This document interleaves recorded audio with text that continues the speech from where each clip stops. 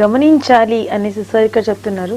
ఒకప్పుడు చూసుకున్నట్లయితే కొన్ని వేలల్లో చదువు పూర్తయిపోయేది. ఇప్పుడు లక్షల ధారపోస్తున్న చదువులు పూర్తవ్వట్లేదు.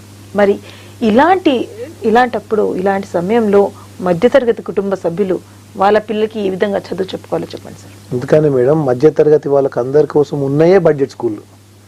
మా స్కూల్స్ ఉన్నదే వారి కోసం. బడ్జెట్ స్కూల్ అనుకుంటాం కానీ ఎక్కడ కూడా చూసినా సంవత్సరానికి లక్షల పైన అవుతున్నాయి సార్. లేదు మేడం, మా స్కూల్స్ లో లక్షలు కావు మేడం. గవర్నమెంట్ వారు గవర్నమెంట్ స్టూడెంట్ కోసము ఖర్చు పెడుతున్నటువంటిది ఒక్క సంవత్సరంలో 1,20,000 రూపాయలు ఖర్చు పెడుతున్నారు ఒక స్టూడెంట్ కి.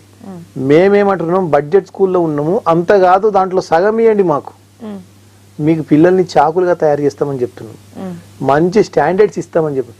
మా గోడు వినరే, మమ్మల్ని అసలు రానియరే.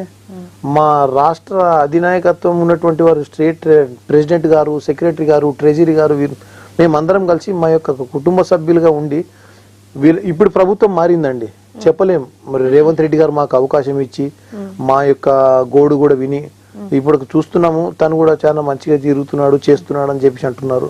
అదే విధంగా మా మీద కూడా చల్లని చూపు ఉండి ప్రైవేట్ స్కూల్స్ అంటే ఏంటి, అసలు ఏమైంది, వీళ్ళ బాధ ఏందని తెలుసుకుంటే మంచి రోజులు వస్తాయి. ఎందుకు రావు? ఖచ్చితంగా వస్తాయి. ఖచ్చితంగా.